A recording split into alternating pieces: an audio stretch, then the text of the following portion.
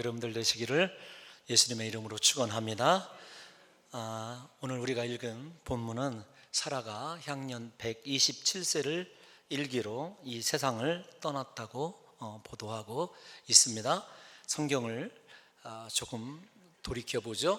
아브라함이 이삭을 번제로 드림으로 말미암아 하나님께 온전한 하나님을 경외하는 자다, 하나님 앞에 경유하는 자로 서게 되고, 하나님께서는 영원까지 그에게 여호와 이레의 축복을 허락하셨습니다. 그 믿음을 보시고 하나님이 구체적으로 다시 한번 최종적으로 씨에 관한, 땅에 관한, 복에 관한 말씀을 약속해 주시죠. 22장에 있는 이야기예요. 그리고 22장 마지막은 리브가에 관한 이야기로 사라의 며느리가 될, 그리고 이삭의 아내가 될 리브가에 관한 이야기로 끝을 맺습니다. 리브가가 역사의 수면 위로 올라오게 되니까 이 리브가에게 모든 사명을 물려줄 여인 이제 사라가 역사의 뒤안길로 사라지게 되는 구조로 그렇게 되어져 있습니다. 그러니까 이삭이 아직 결혼을 하지 않고 있어도, 이삭에게서 씨가 나지 않고 있어도 사라의 죽음을 통해서 하나님께서 모든 것을, 사라의 죽음에도 불구하고 모든 것을 예비하고 있다는 것을 성경을 이렇게 이어서 보게 되면 우리의 눈으로 볼 수 있는 거죠.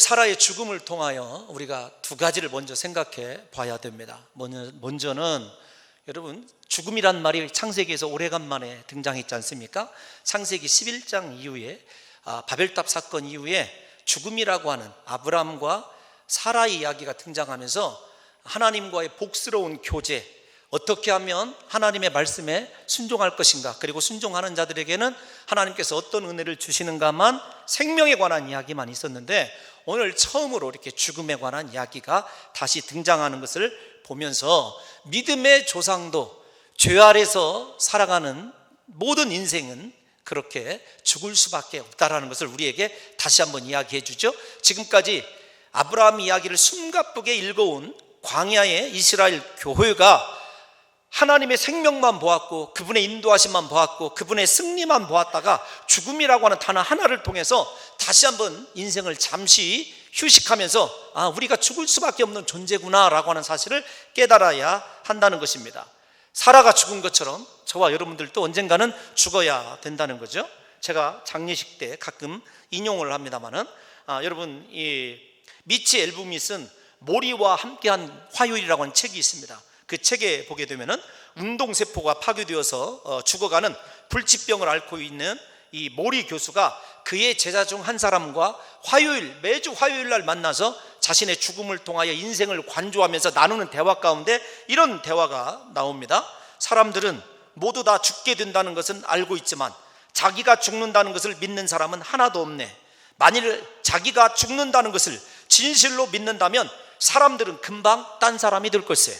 무슨 말입니까? 모리 교수의 말처럼 대부분의 사람들이 죽음은 인정하지만 자기가 죽는다는 것은 잊어버리고 살아간다는 것이 문제라는 거예요. 자기가 죽는다라고 하는 사실을 알게 되면 인생이 다른 각도로 보여줄 수 있다는 거죠. 이렇게 좌우지간 모든 사람은 다 죽습니다. 또 하나는 아브라함보다 10살 연하인 사라가 죽는 것을 보게 되면 죽음에는 순서가 없다는 거죠. 하나님이 부르시면 가야 된다고 합니다. 성경 히브리서는 이렇게 인간의 죽음을 정의하죠. 한 번 죽는 것은 사람에게 정한 것이요, 그 후에는 심판이 있으리니. 사람이 죽는 것은 정해진 것입니다. 그리고 반드시 심판이 있다라는 사실을 우리가 인지해야 된다는 것입니다. 그러므로 사랑하는 성도 여러분들과 저는 죽음이 정해진 상태에서 반드시 하나님의 심판을 향하여, 그 심판이 진노와 멸망의 심판이 아니라 그리스도 예수로부터 칭찬을 듣는 존귀한 심판이 될 때까지 주님의 말씀 붙들고 순종하시며 오직 우리의 인생이 예수 그리스도 안에서만 발견되는 역사가 있으시기를 예수님의 이름으로 축원합니다. 그러면 우리가 23장을 조금 더 살펴보면 사라의 나이를 언급하면서 설교를 본격적으로 좀 시작해 볼까 하는데요, 성경을 보게 되면 여자가 죽은 나이를 언급한 사람은 사라가 유일합니다. 적어도 제가 확신을 하긴데, 제가 알고 있는 성경의 짧은 지식 가운데서 여자가 몇 세에 죽었다, 사라가 유일합니다. 제가 더 검색을 해봐야 되지만 적어도 창세기 안에서는 제가 100% 확신합니다. 여자가 몇 세에 죽었다, 사라가 유일한 경우죠. 구속사에서 사라가 차지하는 위치가 얼마나 크고 중요한지를 우리에게 대변해 주고 있는 거예요. 사라가 죽을 때 나이를 기록하고 있는 이유는 무엇일까요? 왜 유일하게 사라에게 죽은 때를 우리에게 알려주느냐 하는 이야기죠. 그것은 사라가 어떤 위대한 업적을 남기거나 엄청난 일을 행하였기 때문에 그런 것은 아닙니다. 한마디로 말씀을 드리면 사라는 아브라함처럼 믿음의 삶을 살았기 때문에 그렇습니다. 사라는 믿음으로 아브라함의 부르심에 응답하여 하나님의 약속을 믿고 동행한 여인이죠. 사라의 인생을 조금 반추해 볼까요? 못난 남편 때문에 2번이나 여러분 다른 사람의 아내가 될 뻔한 위기를 맞이하기도 했습니다. 그런 위기 가운데서도 아브라함을 향하여 언제나 주라고 섬겼던 여인이죠. 그러한 여인임에도 불구하고 사라에게는 큰 고통이 있었습니다. 저주받은 고통으로 여겨졌던 불임의 고통을 알고 있었지 않습니까? 뿐만 아닙니다. 그 고통 때문에 인간적인 방법으로 하갈을 통하여 이스마엘을 얻게 함으로 말미암아 남편과 그의 후손들에게 화를 불러오기도 한 여인입니다. 이렇게 인간적으로 선한 면도 있고 실수한 면도 있지만 성경은 그녀에 대해서 뭐라고 얘기하냐면 그녀가 불임의 고통을 믿음으로 극복한 여인, 하나님을 끝까지 신뢰한 여인이라고 신약 성경이 특별히 사라에 대해서 그렇게 언급하는 것을 볼 수가 있어요. 히브리서 11장 11절에 보게 되면 믿음으로 사라 자신도 나이 늙어 단산하였으나 잉태하는 힘을 얻었으니 이렇게 이야기하고 있습니다. 히브리서 11장 13절은 조금 이따 여러분들께 보여드릴 거예요. 사라가 잉태하게 된 이유를 믿음 때문이라고 신약 성경이 분명히 우리에게 증언해 주고 있습니다. 사라는 하나님을 향한 믿음이 흔들리지 않는 여인이었습니다. 그 믿음을 통하여 열국의 어미가 되라는 하나님의 언약을 끝내는 성취해내는 자기 자신이 믿음을 통해서, 중요합니다, 믿음만 소유했을 뿐만 아니라 어떤 믿음을 가졌냐면 나는 하나님의 말씀을 성취해야 되는 사명이 있는 여인으로 알았고 그 하나님의 언약을 성취해야 하는데 자신의 전 인생을 드린 여인이라는 거죠. 우리의 삶에서 얼마나 크고 위대한 일을 했느냐는 중요하지 않습니다. 하나님을 신뢰함으로 하나님의 말씀을 성취하는 하나님의 도구가 되는 인생이 되는 것이 가장 중요한 거죠.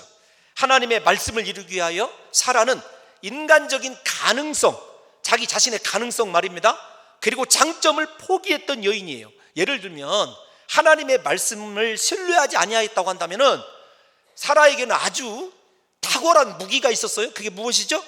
외모지 않습니까? 외모. 그래서 애굽의 왕비가 될 수도 있었고 그랄 왕의 아내가 될 수도 있는 기회가 있었어요. 여러분, 한 나라의 왕비가 돼서 떵떵거리며 사는 것이 좋겠습니까? 언제나 우유부단하고 소심하고 겁이 많은, 아마도 아브라함의 혈액형이 A형인지도 몰라요? 여러분, 그 소심한 남편을 따라다니면서 나그네로 살아가는 삶이 아름답겠습니까? 그런데 사라는 인간적인 관점에서 자기의 요즘 언어로 출세하고 성공하고 행복할 만한 모든 가능성을 하나님의 언약 앞에서 내려놓았던 여인이에요.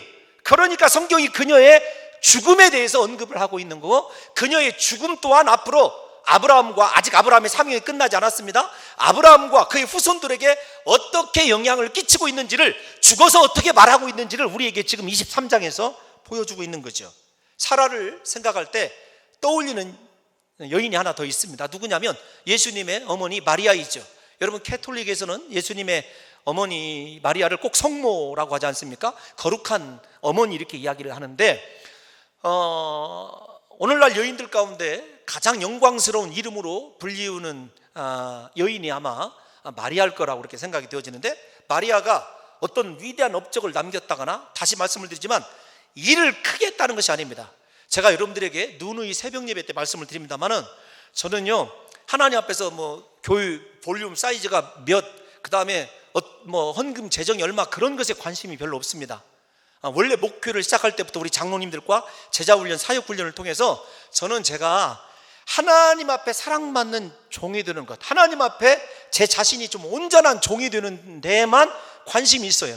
그래서 제가 목표가 뭐라고 하느냐는 질문을 받고 어떻게 대답을 했냐면은, 목표는 목표이자 자신을 세우는 것이 목표입니다. 이게 제가 가지고 있는 목표의 철학이거든요.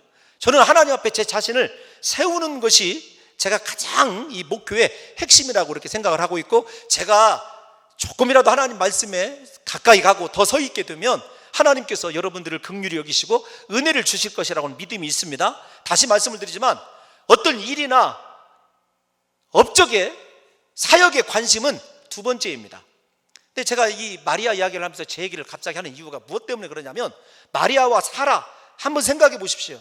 그들이 인생에게 칭송받을 만한, 추앙받을 만한 엄청난 일을 했다는 것을 찾아볼 수가 없어요. 마리아가 한 일은 어떤 거냐면, 신앙의 고백이 사라나 마리아나 공통점을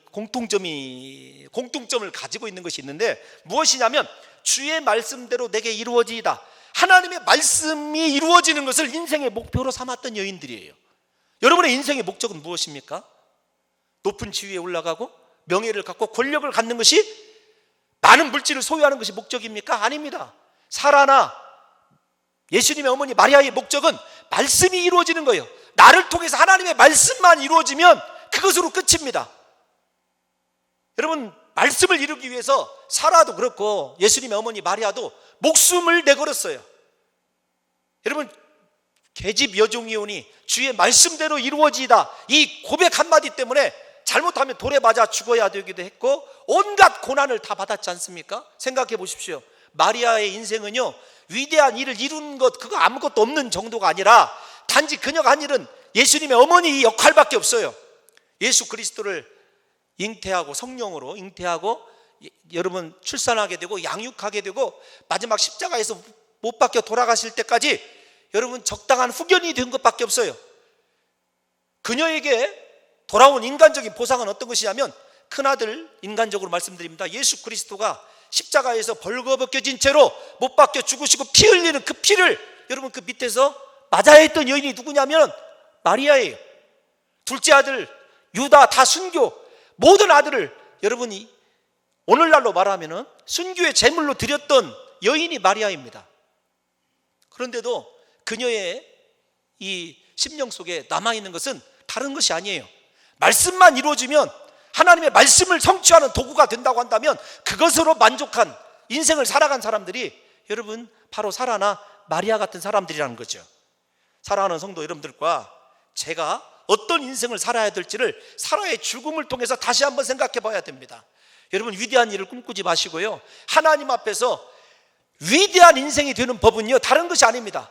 말씀을 이루기 위해서 내게 있는 모든 가능성마저도, 내가 취할 수 있는 인간적인 방법마저도 내려놓으시고 하나님의 말씀만을 사모하시는 귀한 성도가 되시기를 예수님의 이름으로 축원합니다. 이렇게 자기 자신의 가능성, 인간적인 방법, 그것들을 말씀의 가능성 앞에 포기한 사람들이기 때문에 하나님께서 사라의 죽음을 기억하는 거죠. 2절을 보게 되면, 사라가 죽을 당시에 아브라함은 창세기 13장에서 하나님이 허락해 주신 헤브론에 머무르고 있는 것을 볼 수가 있어요. 중요하지 않습니까? 여러분, 21장까지는 어디에 있었어요? 브엘세바, 맹세의 우물이 있었던 그랄 지역에 있었다는 것을 아셔야 됩니다. 그런데 사라의 인생 마지막 순간에 그들이 와 있는 곳은 어디냐면, 창세기 13장에서 하나님께서 아브라함에게 주신 땅, 헤브론, 척박한 땅, 목축에 적합하지 않은 땅에, 약속의 땅에 와 있다는 것을 주목해야 돼요. 여러분, 그것도 무엇으로 머무르고 있냐면 나그네와 거류자라고 부르면서, 사람들에게 나그네와 거류자로 불리우면서 헤브론에 멈춰 살고 있다는 것을 여러분들과 제가 주목해야 됩니다. 여러분, 이 땅에서 많은 것을 소유하고 인간적으로 성공하고 출세하는 것이 중요한 것이 아닙니다. 하나님이 원하시는 곳, 하나님이 약속해 주신 나의 영적인 기업이 있는 곳에서 하나님을 신뢰함으로 끝까지 하나님의 사명 붙들고 저와 여러분들이 하나님께서 이루게 하신 공동체를 가장 복 있는 건강한 공동체로 세워가면 그것이 우리가 할 일이라는 거죠. 사라는 비록 나그네 삶이지만 그 땅이 자기와 후손들에게 반드시 주어질 것을 믿은 것을 알 수가 있어요. 그래서 히브리서 11장 13절은 이렇게 앞에서 보여주는 대로 증거하고 있지 않습니까? 이 사람들은 다 믿음을 따라 죽었으며 약속을 받지 못하였으되 그것들을 멀리서 보고 환영하며 또 땅에서는 외국인과 나그네임을 증언하였다. 사라의 삶이요, 여러분, 믿음을 따라 죽었어요. 믿음 하나 가지고 죽었습니다. 약속된 것 하나도 받지 못했습니다. 그러함에도 불구하고 그들은 멀리서 오고 있는 하나님의 축복을 확신한 것을 보고 있어요.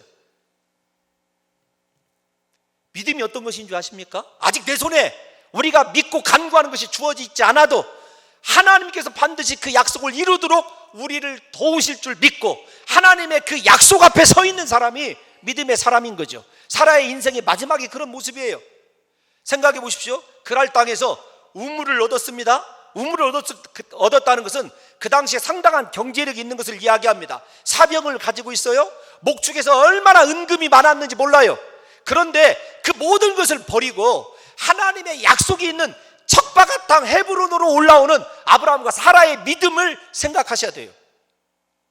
여러분, 만약에 제가 알고 있는 어느 분의 대화를 조금 말씀을 드리게 되면 미국에 살고 계신 분입니다. 여러분, 방이 한 10서너 개 된대요. 화장실이 7개 정도 된다고 합니다. 수영장이 2곳이래요. 여러분, 대문에서 현관까지 들어가는데 차를 타고 3분을 달려가야 된답니다. 그분이 모든 것을 다 포기하고 여러분, 하나님의 약속이 있는 곳, 그 시골로 여러분 오라고 하면 오겠냐고요. 나는 이제 한국에서 못 살아. 그분의 답이거든요.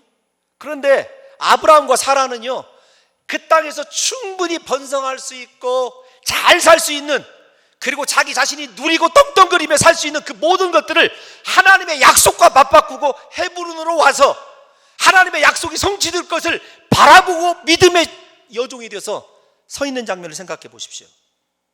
여러분, 우리의 삶의 현주소는 어디입니까? 정말로 하나님이 원하시는 비전과 사명을 위해서 하나님이 나에게 부탁하신 일을 이루기 위해서 내게 있는 것들을 얼만큼 포기해보고 내게 있는 가능성들을 얼마나 희생해 보셨느냐고요. 아브라함과 사라는요, 하나님의 약속이면 충분했습니다. 하나님의 약속이 확실히 이루어진다고 하는 그 믿음 때문에 모든 것을 희생할 수 있었던 것이요. 그리고 그들은요, 이 땅 가운데서 소유자요, 군리 많은 사람이요, 여러분 떵떵거리는 사람으로 만족하고 산 것이 아니라 나그네와 거류자이지만 내 인생을 사용하셔서 하나님의 말씀을 이루실 그분의 은혜 하나로 만족하며 살아간 거죠. 경향신문 2월 1일자 칼럼에 이런 글이 있습니다. 우리가 어떻게 하면 이렇게 아브라함과 사라처럼 나그네로, 거류자로 이 땅 가운데서 하나님의 약속 하나 믿고 살아갈 수 있는 인생이 될까를 생각하다가 지난번에 경향신문에서 읽은 칼럼을 한번 여러분들에게 소개해 드리려고 그래요. 안타깝게도 캐톨릭에 관한 얘기입니다만, 할매 수녀의 귀환, 이런 글입니다. 제가 조금 발췌를 해서 읽어드리면 저렇게 되어 있어요. 어린 사슴을 얼굴을 닮았다고 소록도라 했다. 조금 건너뛰고, 그러나 1916년부터는 한센병 환자들을 격리한 버림받은 섬이었다. 1962년과 1966년 이 섬에 꽃다운 20대 수녀 둘이 찾아왔다. 당시 소록도 병원장이던 조창원 씨는 백로 2마리가 사뿐히 섬에 내려앉았다고 표현했다. 오스트리아 교구청 소속의 마리안 스테거와 마거릿 피사렉 수녀였다. 수녀들은 소록도를 사랑과 희망의 땅으로 바꿨다. 장갑도 끼지 않고 짓물러가는 환자들의 손가락, 발가락에 약을 바르고 붕대를 감았다. 피고름이 튀었지만 얼굴색 하나 변하지 않았다. 마스크와 장갑, 방역복까지 칭칭 동여매고 환자들을 다루던 의료진조차 처음엔 미친 짓이라고 만류했다. 마리안 수녀는 훗날 6,000명 환자를 일일이 치료하려면 평생 이곳에서 살아야 했다고 밝혔다. 버림받은 환자들을 보살핀 두 수녀에게 큰 할매 마리안, 작은 할매 마거릿이란 수식어가 붙었다. 그저 숨은 곳에서 배품과 기적을 펼쳤다. 모든 상과 인터뷰 제의를 거부했다. 우리나라에서 수많은 상을 줬다고 그래요. 그런데 전부 다 거부했다고 그럽니다. 여러분, 그분들의 고백이 이런 거예요. 그냥 할머니 자원봉사자가 하는 일인데 뭘 이렇게 고백했다고 그래요? 그러던 2005년 11월 21일 새벽 두 수녀는 작별 인사도 없이 귀국길에 올랐다. 멀어지는 섬을 바라보며 눈물을 흘렸다. 둘은 광주에 도착해서야 편지 한 장을 붙였다. 짐이 될까봐 두려웠던 것이다. 근데 그분들이 쓴 편지가 이 나그네, 거류자, 얼마나 귀한 고백인지 몰라요? 천막을 접어야 할 때가 왔습니다. 자신의 인생을 장막에 비교한 거죠. 나그네, 거류자에 비교한 거예요. 제대로 일할 수 없고 부담을 줄 때는 본국으로 돌아가야 합니다. 돌아가는 이유가 무엇 때문에 그러냐면, 여러분 뭐 수익이 작아서 그런 게 아니라 더 이상 봉사활동을 할 수 없는 건강의 악화 때문에 돌아가게 된 거죠. 그러면서 마지막 인사가 어떤 거냐면 참 가슴이 뭉클하더라고요. 우리의 잘못으로 마음 아프게 해드린 일에 대해서 용서를 빕니다. 여러분, 이들이 잘못한 일이 무엇이 있겠습니까? 그래도 하나님 앞에서 그렇게 겸손한 신앙을 고백하는 것을 보게 돼요. 떠나는 두 소녀의 손엔 40여 년 전 가져왔던 낡은 가방 하나씩만 들려 있었다. 두 분 중 큰할매 마리안 수녀가 5월 소록도 병원 개원 100주년 기념식에 참석한다는 소식이 들린다. 작은 할매 마거리 수녀는 치매 때문에 올 수 없다고 하니 안타깝기만 하다. 흐릿해진 정신이지만 소록도의 추억만큼은 뚜렷하다는데, 여러분, 그녀들이 봉사할 수 없던 것은요, 치매 때문에, 치매. 그런데도 모든 것을 다 잃어버려도 소록도에 대한 기억만큼은 생생하다고 이렇게 고백한 것을 제가 읽어본 적이 있습니다. 여러분, 하늘 나그네들의 삶이요, 이 땅에 아브라함과 사라의 삶을 살펴보면서 예수님을 믿고 천국을 믿는다고 하는 우리의 삶이 무엇을 지향하고 있는지를 생각해 봐야 돼요. 이 두 소녀의 삶을 통해서 여러분, 우리는 예수 믿음을, 그리고 예수 잘 믿음을 소유의 많고 적음에 비유하려고 하는 때가 너무도 많이 있습니다. 아브라함과 사라는 하나님의 언약을 성취하기 위해서 자신이 가진 모든 것, 그 안에서 이루었던 모든 것을 다 포기하고, 여러분, 사람이 살기조차 힘든 땅 헤브론에 머물면서 하나님의 나그네요 거류자라고 사람들에게 고백하며 그렇게 믿음 하나 지키고 약속이 실현될 미래를 확신하면서 살아갔던 두 사람을 생각하시면서, 사랑하는 성도 여러분들과 제가 남은 인생 이 땅을 여러분 탐욕스러운 자신의 욕심을 채우기 위해서 다른 사람을 짓밟고 희생시키는 삶이 아니라 모든 사람 앞에서 하나님을 보여줄 수 있는 손에 가방 하나 든 나그네와 거류민으로 살아갈 수 있는 역사가 있으시기를 예수님의 이름으로 축원합니다. 여러분, 사라의 죽음과 아브라함의 삶을 좀 살펴봐야 돼요. 오늘 본문을 좀 읽어보시면 여러분들이 이상한 점을 발견하게 돼요. 이상하진 않습니다만 사라의 죽음 딱 한 절 이야기합니다. 사라가 죽었다. 그 다음에 아브라함이 슬퍼하고 애통했다. 이것이 끝입니다. 그리고 나머지는요, 사라의 매장지를 구하는 이야기가 길게 기록이 되어져 있어요. 여러분, 이 사실을 보게 되면 아브라함의 영적인 면에서, 신앙적인 면에서 성숙함을 알 수가 있습니다.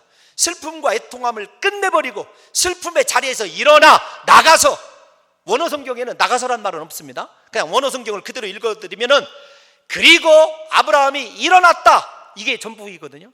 근데 그 일어났다라고 하는 단어가 참 신기한 단어예요. 슬픔의 자리를 극복을 하고 애통함을 극복을 하고 무엇을 바라보냐면 하나님의 비전을 바라봐요. 약속을 바라봐요. 그러니까 제가 여러분들에게 이런 설교를 한 적이 있습니다.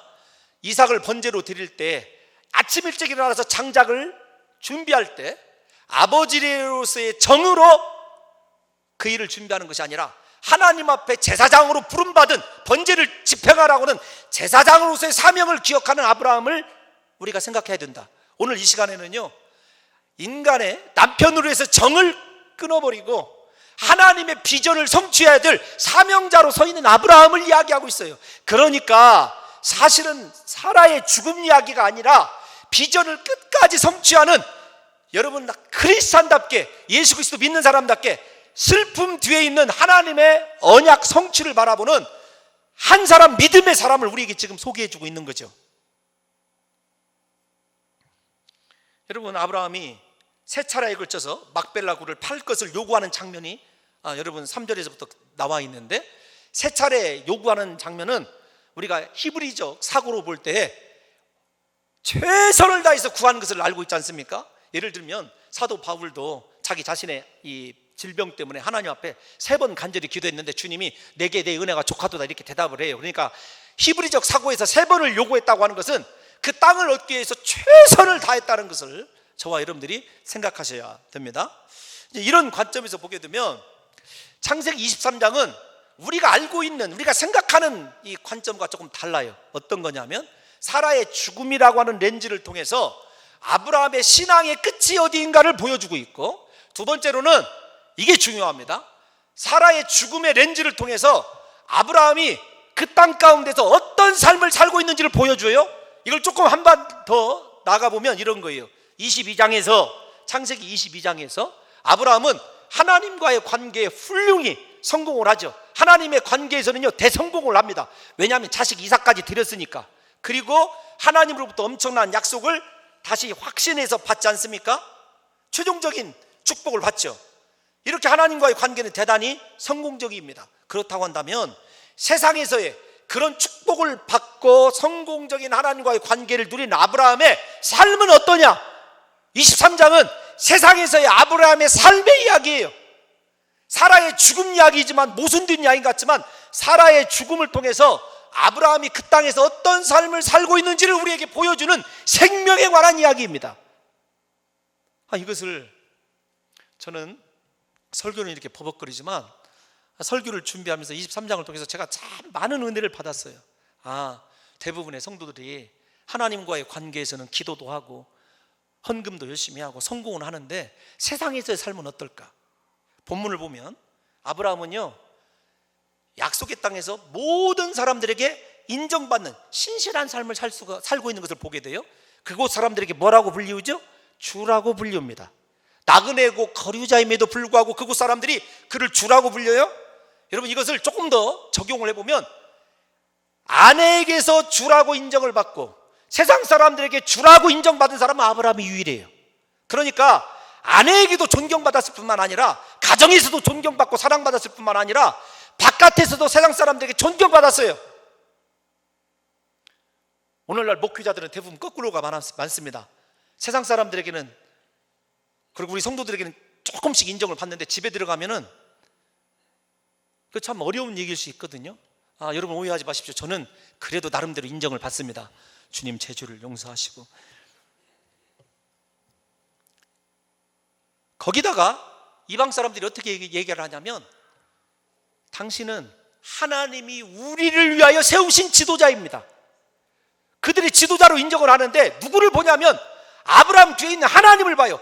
하나님이 이 땅에 당신을 두신 것은 우리를 위하여 지도자로 삼기 위해서 그렇습니다.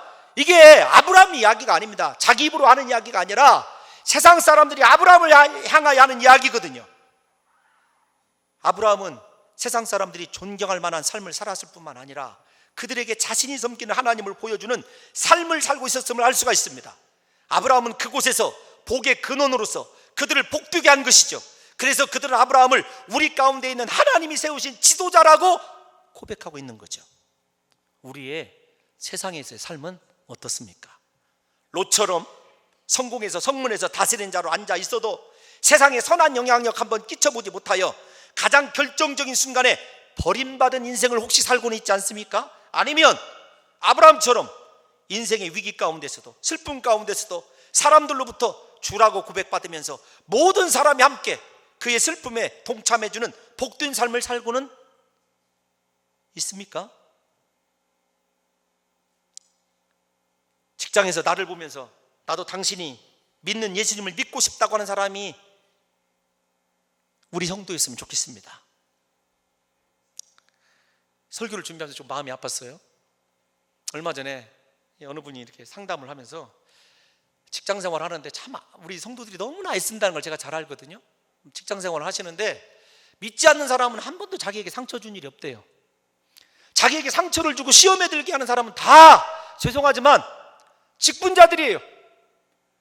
제일로 듣기 싫은 소리가 어떤 거냐면 그렇게 비양심적으로 살아가면서 기도할게 이런 얘기를 안 했으면 좋겠대요.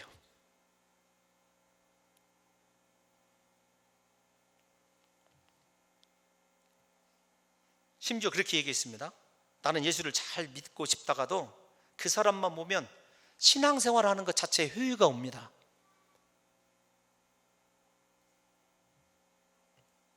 이 시간 저와 여러분들의 삶을 돌아봐야 돼요. 성경은 사라의 죽음을 통해서 아브라함의 삶을 지금 우리에게 세상에서 삶을 총평해 주고 있는 거예요. 아브라함의 신앙이 이렇게 성숙했다. 하나님과의 관계에서도 온전한 경유자이고 하나님 앞에서 죽은 자처럼 하나님이 말씀하시는 걸 모두 다 순종하는 사람이었을 뿐만 아니라 세상에서의 삶은 주요 하나님이 세우신 지도자로 인정을 받고 있었다는 것이죠.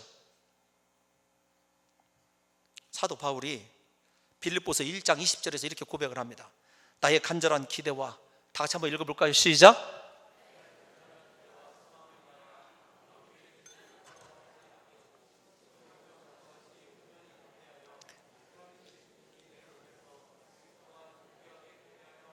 아멘. 여러분, 간절한 기대와 소망을 따라 아무래도 부끄럽지 않게 신앙생활할 뿐만 아니라, 여러분, 셰익스피어는 햄릿에서 사느냐 죽느냐 그것이 문제로다 이렇게 얘기를 했지만 우리에게는요, 사느냐 죽느냐가 문제가 아닙니다.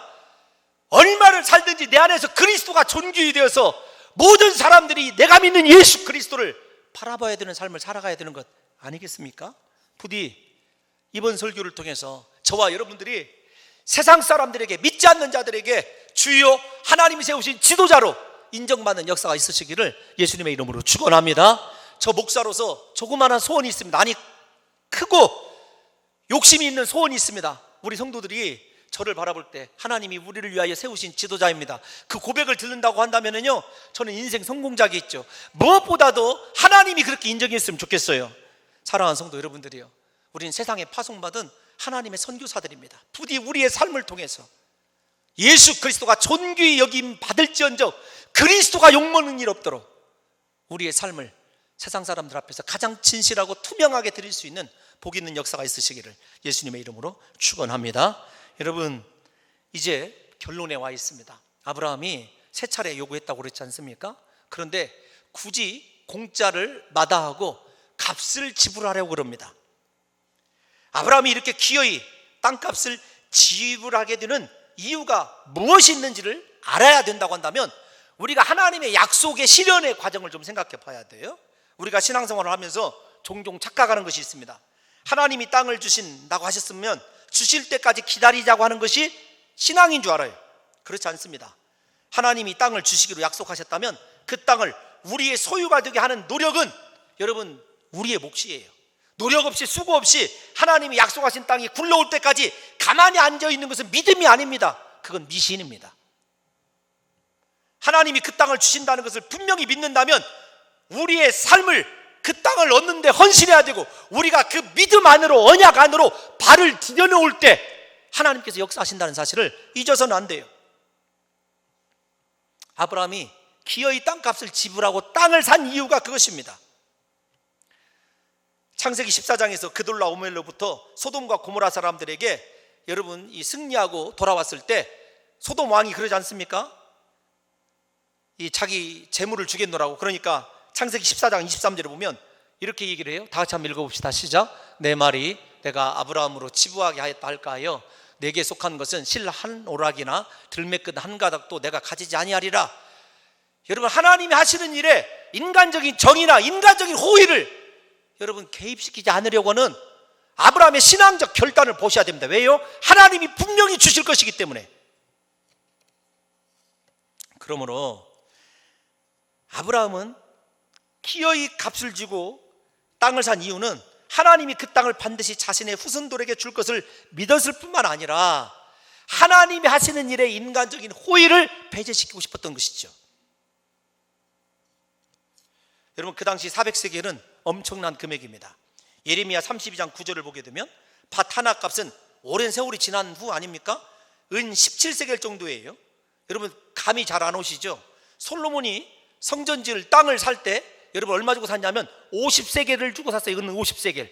그러니까 솔로몬의 성전값의 8배를 주고 막벨라 굴을 산 것이죠. 가장 소중한 하나님의 약속의 성취를 확신하면서 아브라함은 비싼 대가를 지불한 거예요. 왜 그렇게 비싸게 샀느냐? 땅이 덩치가 커서일 수도 있습니다. 그러나 그것이 아니라 그렇게 비싼 값을 대가를 지불하고 산 이유는 후손들에게 이 땅이 반드시 하나님에게 우리에게 주실 땅이라고 하는 확신을 주고자 한 것이죠. 하나님의 사람들은 이처럼 하나님의 약속의 말씀에 대하여 대가를 지불할 줄 아는 사람이에요. 특히나 그 약속의 말씀에 나와 내 후손이 영원히 하나님 앞에 예배자로서는 존귀한 복을 누리는 것과 연관된 그런 것이라면 그 어떠한 대가라도 기꺼이 지불해야 되는 것입니다. 문제는 요즘 세대는 신앙에 관한 희생과 대가를 지불하기를 싫어하고 공짜를 너무나 좋아한다는 것이 문제입니다. 신앙생활을 제대로 하기 위해서는요, 대가를 지불해야 됩니다. 그래야 완전한 축복의 사람으로 이 땅을 살아가는 것이죠.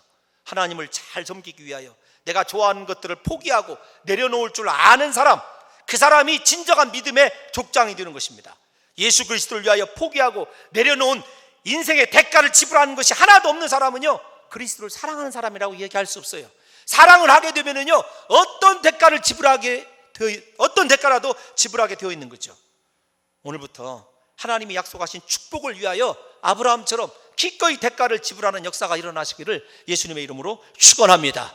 여러분, 우리의 마음이 있는 곳에 하나님의 놀라운 역사가 있는다는 사실을 깨달으셔서 아브라함처럼 하나님의 약속이 우리 마음속에 믿어지시거든 기꺼이 대가를 지불해야 된다는 거죠. 아브라함이 이처럼 거금을 주고 산 막벨라 굴이 광야를 여행하는 광야 이스라엘 백성들에게는요, 희망봉입니다. 그리고 광야 여행의 분명한 이유가 되어주는 거죠. 사라의 죽음을 통하여 막벨라 굴을 사는 것은 후손들에게 그들 인생의 분명히 등대가 되어주고 축복에 대한 확실한 근거가 되어주는 것입니다. 우리의 죽음이 그랬으면 좋겠습니다. 적어도 우리 후손들에게 이 땅에서 하나님의 자녀로 살아야 할 이유, 우리의 죽음이 우리 후손들에게 끝까지 믿음으로 승리할 이유, 우리의 죽음이 우리 후손들에게 무슨 일이 있어도 말씀에 순종해야 할 이유, 어떤 세상의 유혹과도 타협하지 않고 말씀대로만 살아야 할 이유를 가르쳐주는 복된 죽음이었으면 좋겠습니다. 사랑하는 성도 여러분들과 저의 인생이 그렇게 하나님의 약속을 믿는다고 한다면 그 약속을 위하여 어떤 대가라도 기꺼이 지불할 줄 아는 헌신의 사람들이 되시기를 예수님의 이름으로 축원합니다. 하나님 아버지,